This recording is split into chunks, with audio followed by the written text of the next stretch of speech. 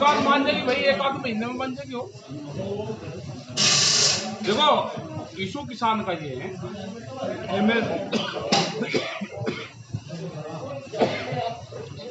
MSP का एक बड़ा सवाल है देश में। जब तक उस पर खरीद नहीं होगी किसानों को लाभ नहीं होगा। और 3 बिल वापसी ये किसान को डिमांड है। अगर कमेटी बन जाएगी तो कमेटी बात करती रहेगी, बहुत इशू सरकार से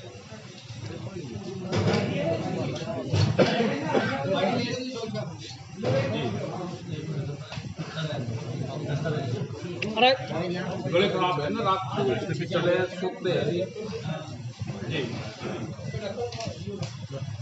अभी एक बयान देखा आपने कि ट्रैक्टर तैयार और जेरी तैयार हो, क्या मतलब है इस बयान का? ट्रैक्टर तैयार है दिल्ली की तरफ धरने में, तो दिल्ली में ट्रैक्टर से जाना है। जो बसों का कॉन्ट्रैक्ट था वो किसान खत्म करेगा, बस से नहीं, ट्रैक्टर से धरने में आना जाना करो, खर्चा कम रहेगा। और ट्रैक्टर ही स्टेटस सिंबल है किसान का।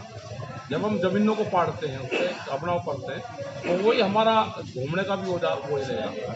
ये सारी चीजें हमारे। जो साहब आपने एक उदाहरण दिया है सर छोटूराम का कि सीकर के राजा ने हाथी उपलब्ध नहीं कराया था, आप राजशाही का उदाहरण दे रहे हैं इसका मतलब। और बाद में ये कहते हैं कि दिल्ली के लिए जेली जो आपके इंस्ट्रूमेंट है, किसानी के इंस्ट्रूमेंट है, वो तैयार रखें। क्या राज दिल्ली पे चढ़ाई करके कब्जा करने की योजना है क्या?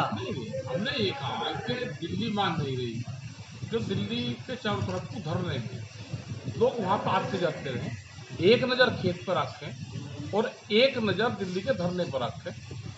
दूसरी नज़र जो कमेटी हमारी है, भारत सरकार बात कर रही नहीं कर रही, उस पर रखें। ये किसान को रखना पड़ेगा। किसान के अस्तित्व का सवाल है, किसानों की जमीनों का सवाल है, गरीब की रोटी तिजोरी में बंद ना हो उसका सवाल है, भूख में देश पे व्यापार नहीं होगा उसका सवाल है। जो साहब आप बात तो राजशाही तानाशाही की करते हैं इस लोकतंत्र में, आप सीधे सीधे लोकतंत्र की बात एड्रेस क्यों नहीं करते जनता के बीच में कि जेली ले आओ, शिखर के राजा ने हाथी नहीं दिया था? अरे अच्छा, पता नहीं तो पड़ेगी बात। छोटूराम वहाँ पे गए, 1900 कुछ का है किस्सा, उनका वहाँ प्रोग्राम था, हाथी पर उनकी सवारी नहीं करनी थी। क्या किसान हाथी की सवारी पर नहीं बैठ सकता? 1.5 लाख किसान वहाँ पे आया था, उन्हें राजशाही ने वहाँ का हाथी गायब करवा दिया, कहा कि हाथी पे किसान नहीं बैठ के चल सकता। जयपुर के राजा ने उन्हें कहा पूरी रियासत में कि छोटूराम है वो, हाथी अवेलेबल करवा दो, उनकी सवारी हाथी पे करवा दो, नहीं तो तुम्हारे राज्य का तहस नहस कर देंगे। 1.5 लाख आदमी है अपने खेत के औजार लेकर आ रहे, गिंडा से और जेड़ी लेकर आ रहे किसान। जब वे गए थे वहां पर, बताओ मैं क्या करूँ, इतिहास को मैं कैसे वो करूँ? मोदी जी ने आपका हाथ की रूबी कौन सी चीज़ ऐसी गायब करा दी जिसे आप हासिल करना चाह रहे हैं? हमारे नहीं करवाई, किसान का ये है कि हमारे आज तो कानून की बात है, हमारे कानून जो हक हकूक है, हमने ये कहा कि जो भारत सरकार ने रेट तय करे हैं फसलों के, आप उस पर कानून बना दो। उसको सरकार खरीदे, उसको कोई व्यापारी खरीदे, उसकी कम पे खरीदेगा तो उसके खिलाफ कानूनी कार्रवाई होगी। किसी को नहीं खरीदना मत खरीदो, कोई किसी हकीम ने बता रखा कि सस्ते में ही खरीदोगे, अगर किसी व्यापारी को नहीं खरीदना उसको नुकसान है, मत खरीदो। ठीक है राकेश भाई, एमएसपी की बात करते करते जब एमएसपी पे बात चलती है तो फिर वो 3 बिल को लेकर जाते हैं, तो सारे आएंगे ना। वहाँ सरकार अमेंडमेंट करने के लिए तैयार है, आप अड़िंग है क्या? हाँ, अड़िग क्या है। इसका मतलब आपने तय कर लिया कि भाई सियासत करनी है? देश के किसान ने तय कर लिया, गोदाम पहले बने और बिल बाद में बने, इसका मतलब व्यापारियों की साठगांठ से गोदाम बने हैं। वो दिन भी दूर नहीं, ये जनता या तो सरकार मान जाए, उन गोदामों को अधिग्रहण कर ले, नहीं तो जनता उन गोदामों को भी तोड़ेंगे, उनके छप्पर बनेंगे, गोदामों के छप्पर। राकेश भाई, समझौते के कोई रास्ता निकल रहा है या रायता फैल गया? नहीं, राता क्यों फैल रहा है ना, हमें समझौता करना। जो करीब 40 से ज्यादा कानून है देश में, क्यों बदले जा रहे भाई? चौधरी चरण सिंह मंडी एक्ट लेकर आए थे 1938 के आसपास, उन्होंने पूरा प्रपोजल तैयार करा था, यहाँ पे लागू नहीं हो पाया था, लेकिन सर छोटूराम ने पंजाब के में हुकूमत अंग्रेज की थी, उसकी हुकूमत में वे यहाँ से मंगाए, यहाँ से चौधरी चरण सिंह जी ने भी दस्तावेज दिए और उन्होंने पंजाब में लागू करे। और आज पंजाब और उसका किसान कि आज एमएसपी पे उनकी खरीद होती है। ये चीज़ें पूरे देश में लागू होगी और जब भी किसानों को लाभ होगा। नहीं तो गन्ने का भी हालात खराब हो गए आने वाले टाइम पे। अगर ये आंदोलन होता तो गन्ने पे ये रेट घटा रहे थे, बढ़ाने के तो छोड़ दो। ये करीब करीब 285 रुपये के आसपास रहते, 15 और 25 40 रुपये गन्ने का रेट घटता। जिस दिन आंदोलन कमजोर किसान का हो जाएगा उसी दिन ये किसान को मार देंगे। राकेश भाई, भारतीय किसान यूनियन के जो राष्ट्रीय अध्यक्ष हैं नरेश टिकैत, वो चौधरी अजीत सिंह के साथ मंच साझा करते हैं। हाँ। राकेश टिकैत चौधरी अजीत सिंह के साथ मंच साझा नहीं कर रहे, क्या कुछ भविष्य की सियासत का योजना है क्या कोई? ना वो तो हालात ये है कि सब लोग वहाँ पे आए थे उस दिन, ठीक है। संयुक्त मोर्चे का हमारा सबका ये है कि पॉलिटिकल पार्टी वाले लाइन पे हमको नहीं जाना। सरकार फिर ये कहेगी कि ये तो हमारी सत्ता, वो परिवर्तन करवाना चाहते हैं ना। राजद्रोह का मतलब देशद्रोह नहीं है। सरकार किसी की भी होगी वहाँ पे, अगर उनकी पॉलिसी खराब होगी तो देश में जो आंदोलन होगा, किसान जिंदा रहेगा आंदोलन से, पॉलिटिकल पार्टी से किसान जिंदा नहीं रह सकता। तो बात हाँ जी,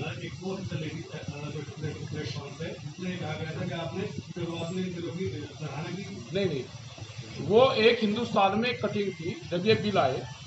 हमने ये कहा था कि प्रधानमंत्री का हम भी धन्यवाद करते हैं, जो उनका डिजिटल इंडिया कैंपेन है उससे किसानों को जोड़ दो। जो 23 फसलें हैं जो एमएसपी पे बिकती हैं, और खास करके जो गन्ने की हमने बात करी थी कि आप गन्ने को जोड़ दो, और वो दिन दूर नहीं कि गन्ने को आपको डिजिटल इंडिया कैंपेन से जोड़ना पड़ेगा। अगला प्रोग्राम हमारा यही है कि किसान ने गन्ना अपना तोला, जब तक वो अपने घर तक पहुंचा उसके अकाउंट में उसका पैसा चले जाए। हमने ये कहा था कि हम भी स्वागत कर लेंगे, आप उस कैंपेन से हमको भी जोड़ दो, ये कहा था। जो पिछले कई महीनों से आपका आंदोलन चल रहा है, तो सरकार क्या कहीं पर दबाव में है, क्या कहता है? और बस सरकार नहीं मान रही तो मान जाएगी, एक आध साल में मान जाएगी। हमें क्या कुछ वो है, हमें भी काम बहुत है पूरे देश में जाना भाई हमको। गणतंत्र दिवस पे झगड़ा हुआ, फिर आप दिल्ली जाने का क्यों? गणतंत्र दिवस पर कोई झगड़ा नहीं हुआ। 25 लाख आदमी थे, 3.5 लाख ट्रैक्टर थे। जो रास्ते हमको दिए गए उन रास्तों पर बैरिकेटिंग थी, 3 जगह उन रास्तों पर बैरिकेटिंग, जो लिखित में रास्ते दिए गए। हमारे जो भोले भाले किसान थे उनको दिल्ली के सड़कों के चक्र में फंसाया गया। लाल किले पर थोड़ा कोई कानून बने, और लाल किले पर अगर कोई किसी ने ध्वज लगा दिया कोई धार्मिक को, उसके खिलाफ जो कार्रवाई होती है वो कर लो। बिल से क्या मतलब है उनका? बिल लाल किले पर नहीं बने, और बिल से लाल किले का कोई संबंध नहीं है। चौधरी साहब, आपने कहा है कि किसान ट्रैक्टर स्टार्ट रखे, क्या फिर एक ट्रैक्टर मार्च होगा दिल्ली में? क्यों नहीं होगा भाई? जो बॉर्डर पर जाएगा किसान ट्रैक्टर से जाएगा, बस उसे नहीं जाने का। झगड़ा होगा तो कौन जिम्मेदार होगा? झगड़ा क्यों होगा भाई? नहीं क्यों होगा? कोई नहीं। यहाँ क्या झगड़ा हुआ? 25 लाख आदमी में किसी की मूंगफली बिठाई, बताओ क्या?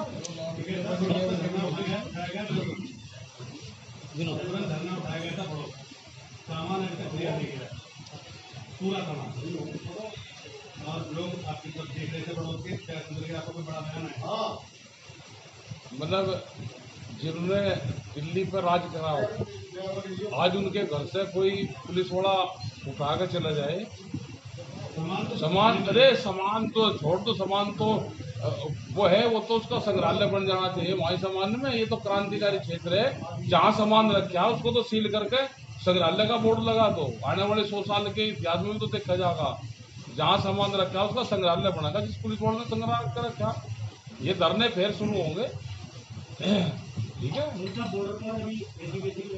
सब होगी, बॉर्डर पे एसी भी लगेंगे, कूलर भी लगेंगे। हमने उत्तर प्रदेश सरकार हुआ बिजली का कनेक्शन दे दो, वो नहीं देगी।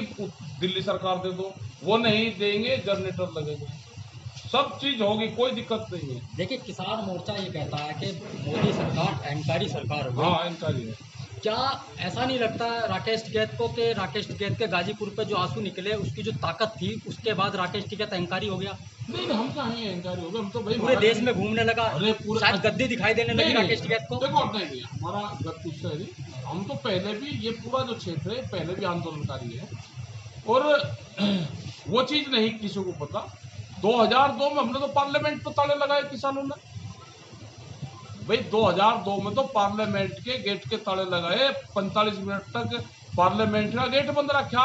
प्रधानमंत्री अटल बिहारी वाजपेयी थे, और साहब मीडिया ने दिखाया हो। ताला लगाओगे अरे- संसद में?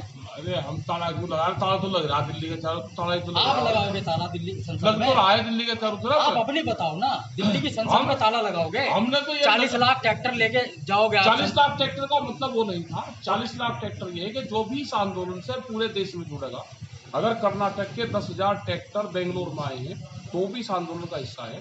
तेलंगाना में 2,500 ट्रैक्टर आए हैं। किसानों का स्टेटस सिंबल बन गया। जो भी इस साल 2021 का साल आंदोलनकारियों का साल है, किसानों का साल है, जो भी इस साल ट्रैक्टर लेके आंदोलन में शामिल होगा वो 40 लाख के आसपास ट्रैक्टर होगा। एक सवाल है बताओ टिकैत साहब, बताओ। किसान आंदोलन, गांव किसान और खेती का आंदोलन है। हाँ 2021 में जिला पंचायत का चुनाव है, हाँ 2022 में विधानसभा का चुनाव है उत्तर प्रदेश में। राष्ट्रीय अध्यक्ष जो भागयू के हैं, उनकी कई बार संजय सिंह जी से बात हुई है, जो राज्यसभा के मेंबर हैं आम आदमी पार्टी के। क्या आपकी कोई आगामी राजनीतिक कोई रणनीति हो? हमारी कुछ नहीं न, इसमें कोई वोट तलाश करने हमें जी, ये किसानों का आंदोलन प्योर वो ही रहेगा। और भाई राजनीतिक पार्टी वाले भी तो ठाली अपना काम करो में भी, हम क्या उन्हें मैंने कर रहे हैं। आखिरी सवाल राकेश भाई, आखिरी ना करे दो और पूछ।